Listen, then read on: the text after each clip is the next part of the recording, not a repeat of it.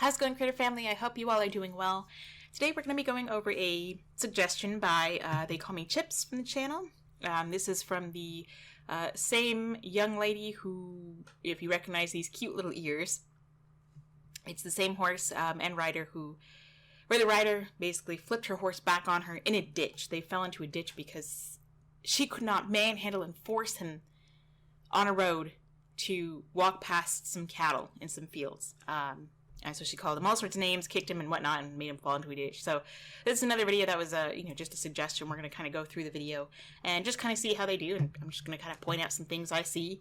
Try to give a voice to this cute, adorable little horse here. And hopefully she doesn't get on his case too much. Looks like they're just out here practicing. I have no idea what Oxstall is, but they're practicing. Looks like a very nice big old field. Beautiful gray skies for me. I love gray skies in the rain, so this is a beautiful day to me. Using this footage under Fair Use Act for education, criticism, just giving my point of view, trying to give a voice to the horse. If you like this person, you're more than welcome to go follow them, support them, on all social media and whatnot. This is nothing personal, nothing to attack this person. I'm just trying to give a voice to this cute little horse here. If you like what I do and you have the means and would like to support me, then you can check out my Patreon. Very much appreciate all my patrons already. Thank you very much for your support. And if you don't have the means or you don't want to, no worries at all. You're welcome to subscribe or comment. Tell me some stories about your own pets. Love to hear it. And if you need any help and you are in the northern Washington area, you are more than welcome to reach out. If you have, need help with regular training, or I have offered for a short period of time a board and train availability for young adults or puppies. So you can check out my website, check out all the links in the description below. And for now, enough blabbing, let's get watching. So just trotting around out here. Going over a little jump. Now I will say, I don't like the idea of jumping horses, very high or a lot. I think a jump like that is okay. And if you're not doing it just for hours and hours on end, or tens of hours throughout the week, a lot of that builds up on the horse's joints. Having a rider, having all of their weight going onto the front two legs, their front part of their body, their front legs already take the brunt of the weight of their body because they have their head to counterbalance and they have the rest of their body and all the muscles. There's just a lot of weight there. It's when you add a rider on top of that and jumping really high. One, it's not natural, and two, it's very easy to injure themselves. And it's just, unless I don't see horses, they're not like deer where they're just out there hopping fences and stuff on the regular. They're not made for that. Can they jump? Sure. Will they jump? Sure. But is it good for them to do this a lot? I don't think so. But, little jumps like this, I'm okay with that, but who cares what I think?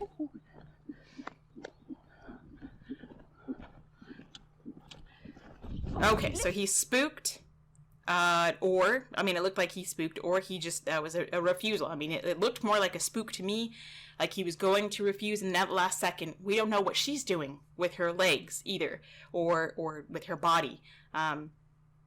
But last second, he kind of dodged out of the way. Bullshit! Okay, pull his mouth around. How many times have you jumped tires? Okay, so maybe it's not that he's afraid to jump the tire. Maybe it is. Maybe it's that he's tired, of jumping tires and jumping even a small jump like that. He's carrying you, he's running around, he's sweating. I don't know if it gets really humid here where she is. I don't know if it gets really humid where she is here. I'm assuming in the UK. I don't know how, the weather feels. But either way, this is part of the reason why I say I don't like jumping, because horses have proven time and time again they don't want to jump over and over and over again. They just don't like doing it. One, it's not good for them, and they don't like doing it. Dogs will jump a lot, although sometimes it's not good for them. You want to have supports, you want to have supplements, all that. But dogs will naturally, that's part of the sport, right? But make sure you take care of them. They're different creatures. And also, dogs don't have someone riding them, controlling their face with pain, forcing them to jump over and over again while they land on their back and their legs and their tendons and their joints. You know, like, you try doing that by carrying, you know, a backpack on you. You know, load it up with 40 pounds or whatever the weight differences between yourself and your horse. Put that on your back, high up there, you know, run over and do lots of jumps over and over and over again, turning in circles. And you won't even have somebody pulling on your face and causing pain in your jaw. So she's just like yanking on the bit, correcting him still. Poor thing. I don't know how long they've been out here for. Kick him already. Growl at him. I don't think that's really gonna help. Oh yeah, now that I've forced you, now you're a good boy, because you did what I want. I'm not gonna listen to you. I mean...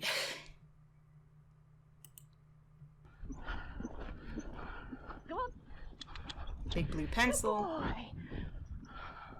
Now, I will say, I'm glad that these are light little, like short little jumps. You know, so he may not necessarily be, I don't know how long they've been out here. I don't know how long he's been doing this, like, as in his overall jumping career. I don't know, you know, if he has sore tendons or joints. I mean, if he does, and it's really like rainy out, if he already does have sore tendons and joints and it's really raining out, the barometric pressure can change, causing more achiness and more stiffness or more swelling if he has any signs of arthritis. I mean, I don't have arthritis, but I do have a lot of pain in my knees, my patella joint, or my patella tendon and joints and all that. You know, I can't jump, I can't run, you know, I can't do a lot, and it's just the way my body is made. But I can only imagine having to do that with pain and you know, nobody knows or nobody cares. Carrot. Cute little carrot. Good boy. Like, not much of a break that I see, unless maybe she, you know, takes a break in between the cutting of the camera. It's cute. You know, I mean, these things are cute little things that they put up, you know, fun jumps and such. And really good to desensitize your horse to. You know, but if they've never seen them before, I'm not saying he's never seen this little dog before, but if he hasn't, then I would start slow. I wouldn't just expect to jump him over it. You know, I just kind of run around it and, you know, eventually have him walk over it.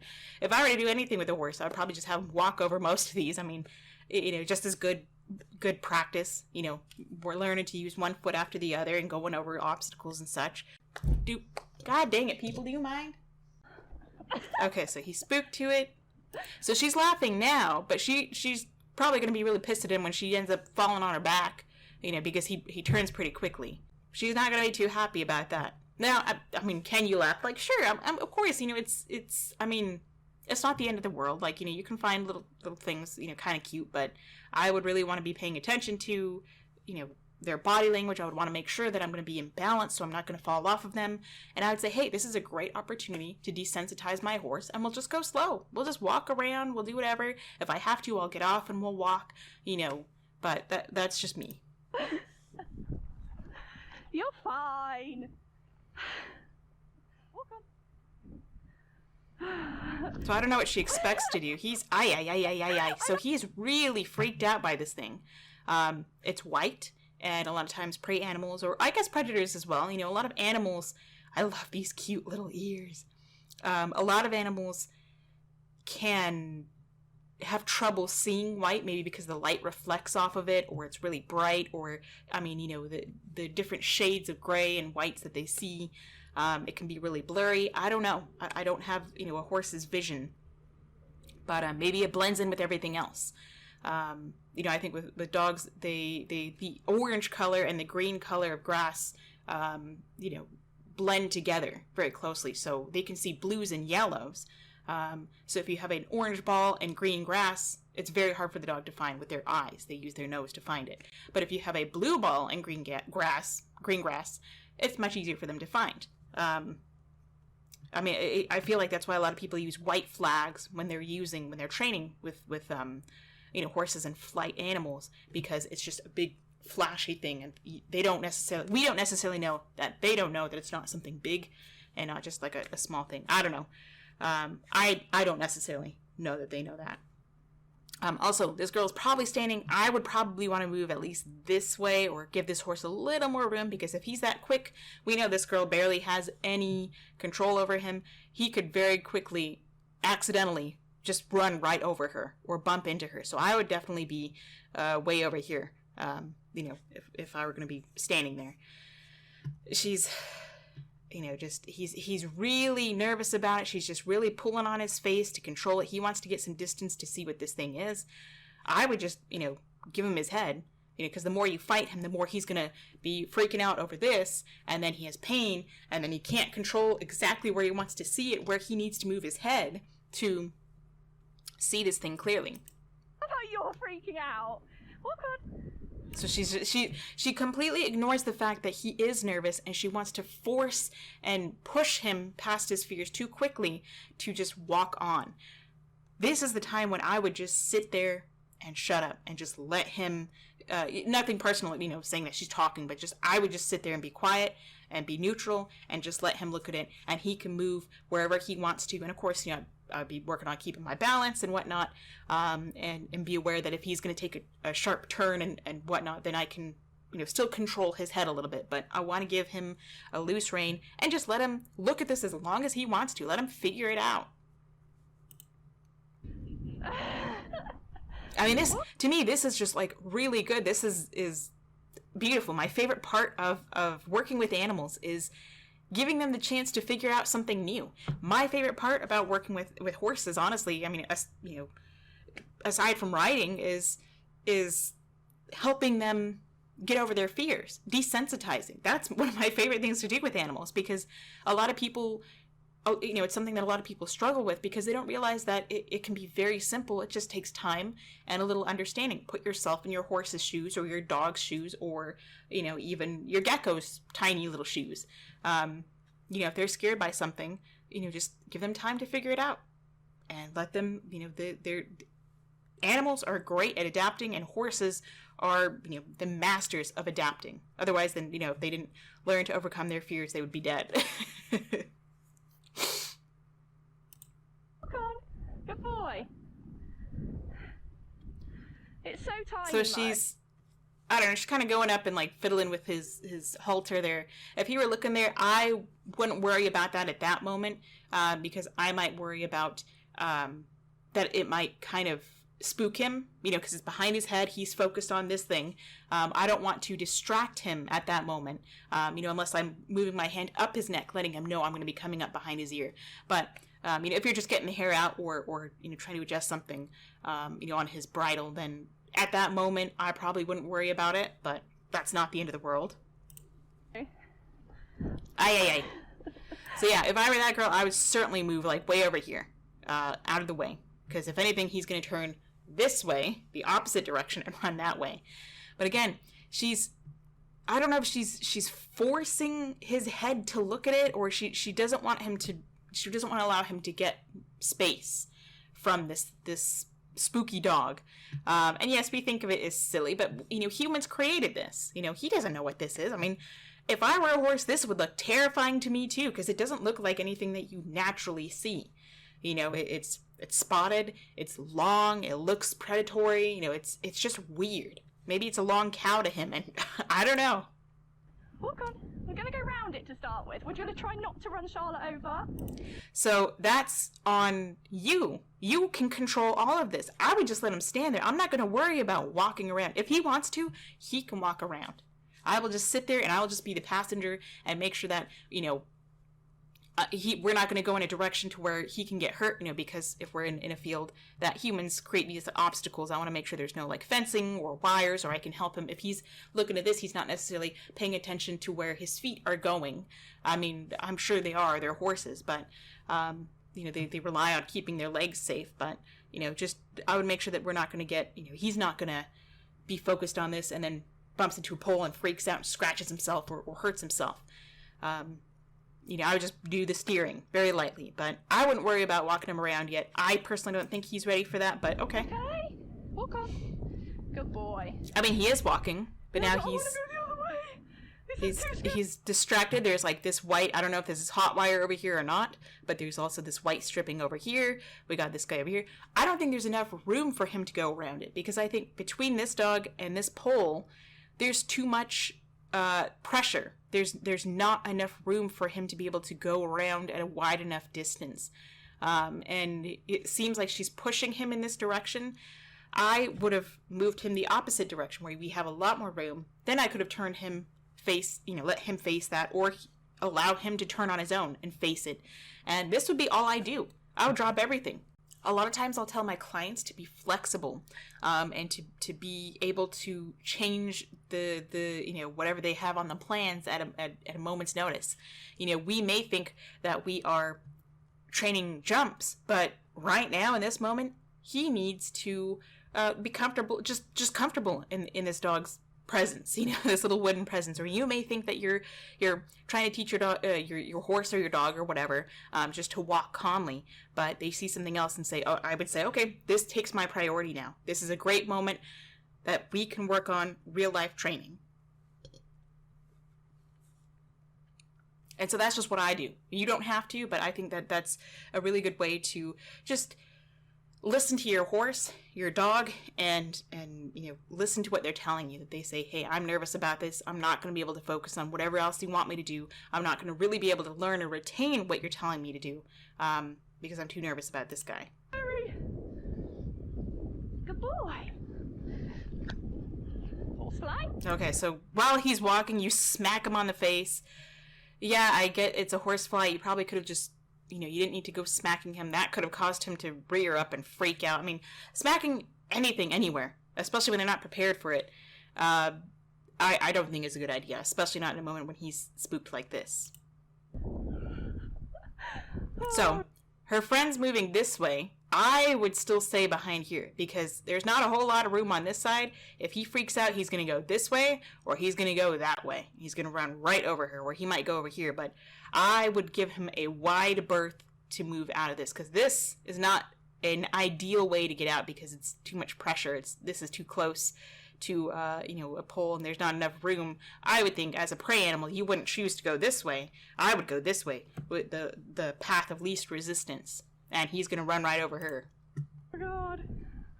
I was thinking we might get closer to start with, but I don't think we're going to get that close to start with. I don't want to fall off when we're just walking around.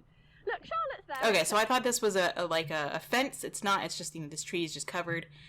So now you're adding more pressure. Someone with a camera, that can be intimidating just the way she's holding it, unless he's used to it. And there's a person next to the spooky thing. So that could either help the horse or make it worse for the horse. The horse may or may not feel more comfort by seeing her over here. I would think that the horse would feel more comfort with another horse by it. Or another animal or something, but, or prey animal, I should say, but I don't know. Safe.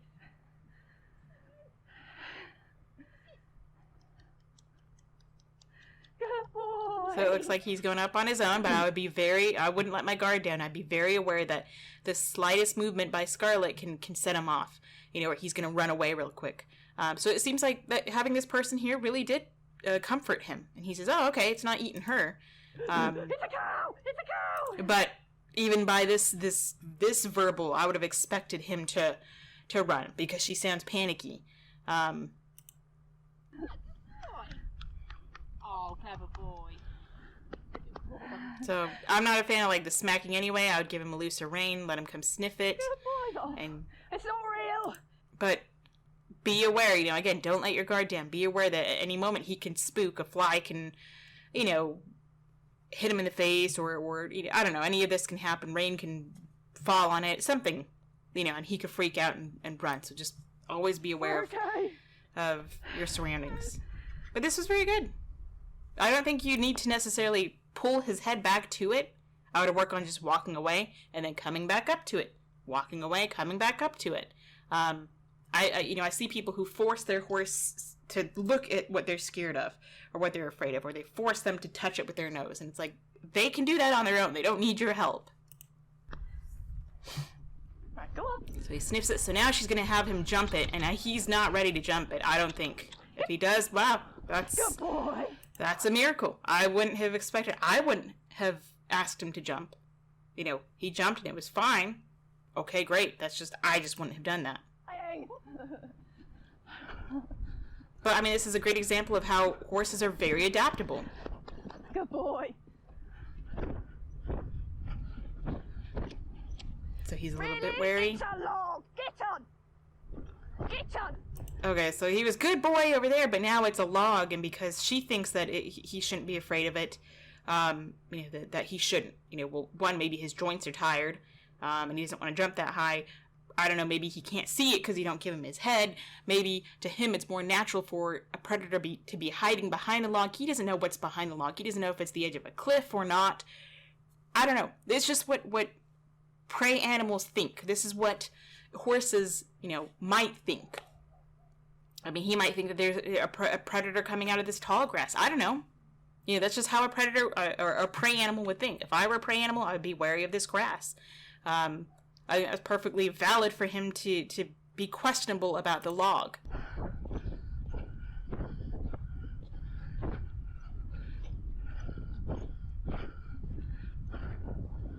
Steady. Looks like he's kind of throwing his head here. He's getting tired of jumping. Go on. Going back to the dog.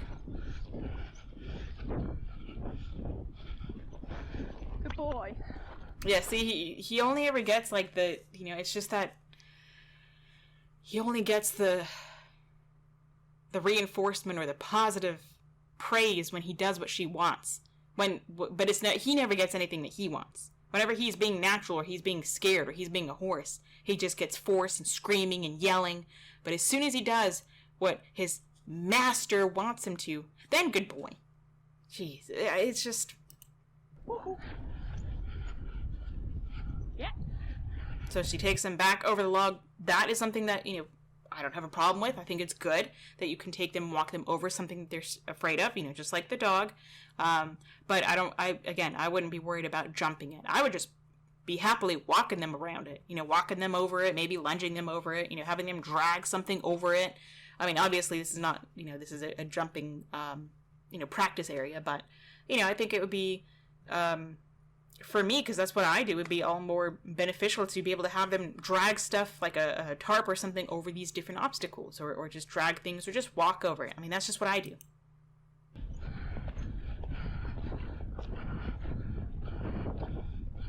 I mean, how many circles are you going to go? This log here is also on a bit of a hill.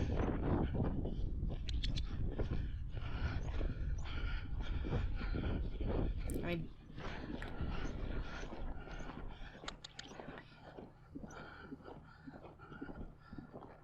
trying to avoid it. He's just tight reins and constant. Good boy. Just, how about giving him a break?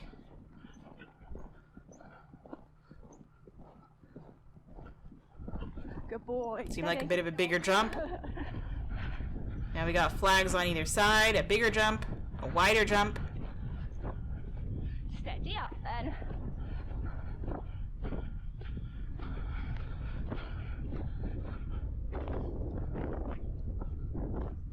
No good boy there or anything. Steady. That's because you're rushing. Yeah. He's tired.